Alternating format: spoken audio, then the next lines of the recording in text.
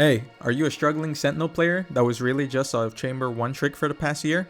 Are you tired of getting flanked every round or tired of getting your bomb site rush? Then look no further, because today we're gonna be doing a Cypher guide. I'm gonna be giving you the rundown on all his abilities, best ways to use them, playstyle, and general tips and tricks to give you the edge in ranked when playing Cypher. Forming under the pressure to get to aims, the reset! Absolutely ridiculous! And what a play! 4 kills for the final blow. Now when it comes to Cypher's role on a team, the basics of it are actually pretty simple. He is a Sentinel, which means his main jobs are locking down bomb sites on defense and covering flanks for your team on the attack side. His trips and cages are great tools for anchoring down a site and grabbing kills, while his chem can be used elsewhere to find information on where the enemy team may be pushing. He is hands down the best Sentinel right now in my opinion at covering flanks, as his utility has no range limit, unlike Killjoy and Chamber, who are actually capped at 40 meters if you didn't know, and Sage doesn't even have any utility to cover your flanks. The fact that his util has no range limit also makes him one of the best characters in the game for lurking. The only thing is, your team is still gonna blame you every time they lose an attacking round, so I would still keep it to a minimum in ranked because, you know, those Reyna and Jett players can complain a lot. Okay, now let's start talking about his main abilities, starting with his tripwires, which are actually technically called trapwires, but everybody calls them tripwires. This is your main tool to cover flanks and stop enemy teams from rushing into a bomb site every round. You're able to buy 2 of these every round, and they cost 200 credits each. So these are basically a line you can place in between walls and boxes that will highlight and tether any enemies that walk through and will concuss them if they do not destroy the wire within 3 seconds of setting it off. They're basically invisible right up until you're next to them, and they do have a distance limit of what objects you can put them in between. This distance was recently buffed to 15 meters, which actually gives you a lot of room to work with for how you want to be setting them up. When placing your trips, you need to be conscious of how you're placing them. Too high and enemies will go under, too low and they'll go over, and your teammates aren't going to be too happy when they die to flank. When placing them for flanks, it's best to find the right height where enemies can't jump over them or crouch under them.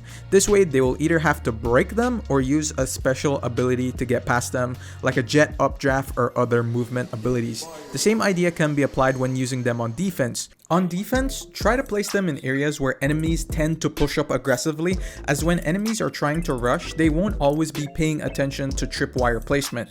Keep an eye on where the enemy Jett likes to dash in, or pay attention to how their Raze likes to blast pack into a site, and adjust accordingly to try and counter them, as these duelists are the main space creators for their team, and if you can catch one in a trip for a kill, it can sometimes stop a whole push in its tracks. Sometimes when holding down a site, I actually like to place them a little bit lower than normal where enemies can technically jump over them, because remember how I said they can be seen if you're standing right next to them? Well, when attackers are pushing a site, they typically won't be keeping their crosshairs looking at the ground because they're looking for enemies. So if you place your trips a little bit lower, they can go unnoticed and give you easy kills on the defense. The key is to be regularly changing your setup on defense. You want to keep the attackers guessing. Don't place both your trips in the exact same place every round. Change it up a bit, even slightly, so that enemies won't be able to predict their placement and play around it. And even if they keep getting destroyed by utility like Skywolf or Fade Prowlers, then try to ask a teammate to help you destroy those before they reach your trip, or consider placing your trips a bit further back where those things can't reach them. The worst kinds of Sentinel players are those that are just way too static. They become easily predictable with their setup. Feel free to always adjust your setup to the way the enemy team is playing and try to always stay a step ahead. That's the best advice I can tell you when playing Cypher and Sentinels in general. Okay, now let's move on to his cyber cages. These are actually probably my favorite part of Cypher's kit, as they're actually the ability that can give you the most creative ways to outplay enemies. For the most part though, you can keep it pretty simple. On defense, you can place them right on top of your trips and activate them when someone is caught, so you can pick up the kill without exposing yourself to multiple enemies. Because your trip can only capture one enemy at a time, you need to be careful about exposing yourself to attackers sitting behind their trip teammate. So by activating your cage, you can pick up the easy kill without making yourself an easy target for the enemy team. You can also just use them on choke points to delay time like smokes. If enemies push your cages, it will actually give off a sound cue, which can help you, of course, secure kills, figure out where they're pushing, all that stuff. On attack side, when you want to cross dangerous sightlines, like for example, aiming on Haven. Similarly to Jet Smoke, you can actually use a Cypher cage to cross the common upper angle. You can do this on your own when going on lurks, or you don't even need to push with it. Simply tossing and activate it forces defenders to think that you could have crossed the short, and this will put a lot of pressure on them, and they might even call for rotates to the A site. You're essentially creating fake information, opening other parts of the map up for your teammates. Of course, when in a retake situation, you can always just toss one on the bomb if you have one left over, so that you can stick a bomb plant or stick it to half, or bait enemies to push you because they're not sure if you're on the bomb or not. It's very helpful in those type of post plant situations. So yeah, just definitely get creative with it. There are definitely a lot of different things you can do with it. You can even set up one ways if you really want to get nerdy with it and learn lineups. A lot of different things you can do with the cages, and they're pretty useful in general. Alright, now let's briefly go through his camera, his signature ability he gets for free every round. This camera allows you to get passive information about where the enemy team can be pushing that you can then relay to your team.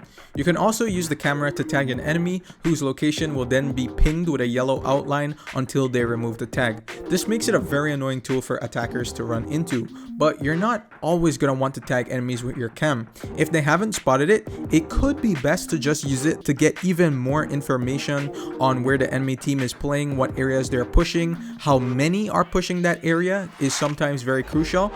It has only one singular health point, meaning it is destroyed by every weapon with just a singular shot or bullet. It has a 15-second cooldown when recalled and a 45-second cooldown when destroyed. When placing your camera, you may find that it could feel really inconsistent at times, and some spots that you feel like it should attach to, it just sometimes won't. It could be very frustrating. But to be placed, the surface needs to be a max distance of 20 meters away and 4.5 meters vertically above where you're standing. This is why you often see Cypher players jump to get their cameras in specific locations.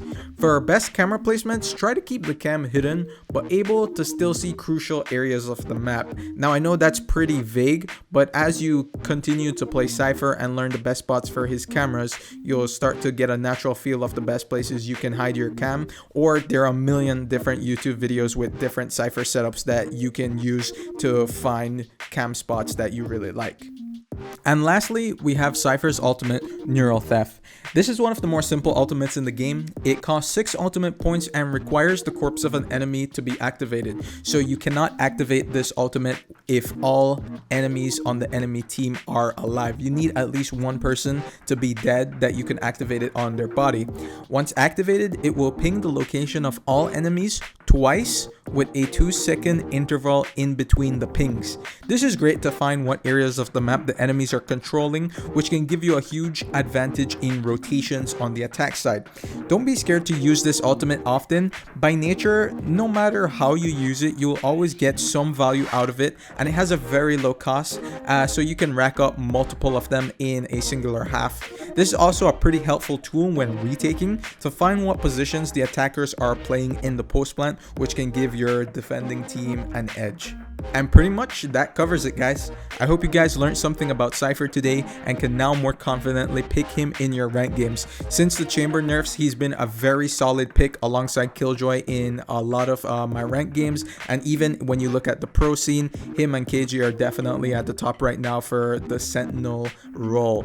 If you liked the video, then be sure to leave a like, as it really does help me out, and subscribe for more guides and content just like this one, guys. And I'll see you in the next one. Thanks. Gates looming, lines zooming, moving while that bass booming. Fear be the nuisance that's choking me more than nooses, losing sense of direction, a way of losing depression. Drank a little more and maybe even gave me some blessings.